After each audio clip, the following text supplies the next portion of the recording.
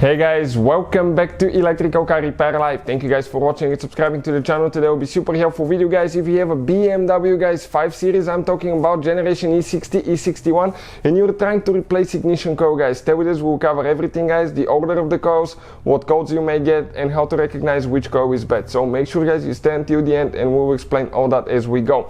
Now, all the tools, parts, everything that we use, guys, here, we'll share the links in the description of the video below, and you can see where we buy all our parts from, guys. Another thing, every single car, guys, we get at the shop, we make at least 200 free repair videos. Why we do that? Pretty simple. Our mission in the shop is to save you as much money as we can. All we need, guys, in return, please subscribe to the channel and like the video.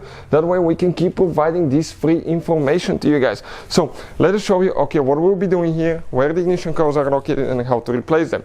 Even if you have a 4 or 6 cylinder engine, guys, the procedure should be very helpful. We'll demonstrate on 6 cylinder engine and 52 engine, but it will work, guys, on multiple engines as well. That engine can be found in so many BMWs, 3 Series, 5 Series, X3, X5, 1 Series, guys.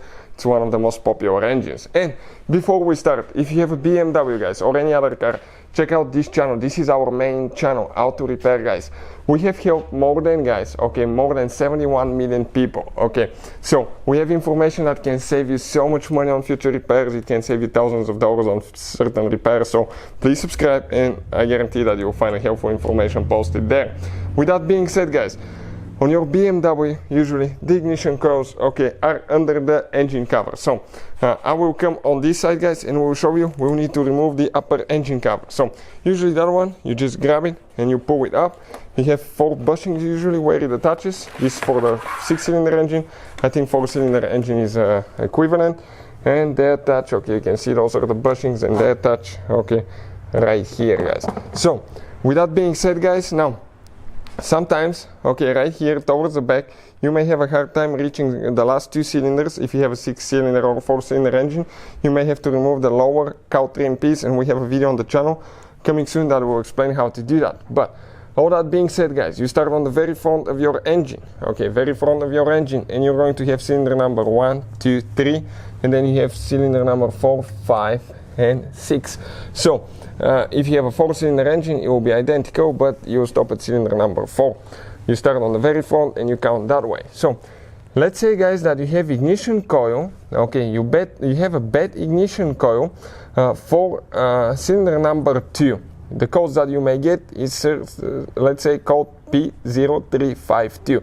The last digit of the code, usually related to ignition coil, will correspond to the cylinder number. And often, guys, okay, in the description of the code, you'll say bad ignition coil circuit open or something like that. Ignition coil B. B means it's the cylinder number 2. A is cylinder number 1. B, C, D, E, F.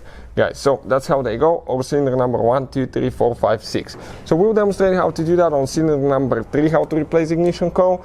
But if one is bad, guys, I'll recommend get the whole kit, because sooner or later the other ones probably will start going bad too. So with that being said, let us explain now, okay, where, okay, how to remove that coil and how to replace it. It's pretty simple, actually.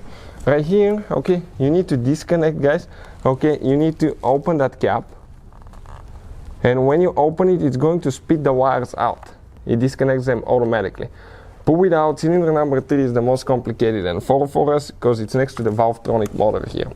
Now, grab it, guys, okay, and you need to twist it and pull up at the same time. It does get stuck. Okay, perfect. And the coil comes out. Okay, you can see just like that, guys. This is the coil. Later, it's very important when you install it to push the wire in and start closing, and make sure that it pushes the wire all the way in. It's automatic mechanism, and make sure that the wire is contacting good and it's getting all the way in. I recommend to get the factory coils because they fit better. Sometimes aftermarket ones we had a hard time connecting the wires, not always, but in some cases, and we had to modify them a little bit. So putting it together is practically in reverse order. We took it apart, but you get the idea, guys. That's your spark plug there. So hopefully the video will be helpful. Thank you for watching, and see you guys next time.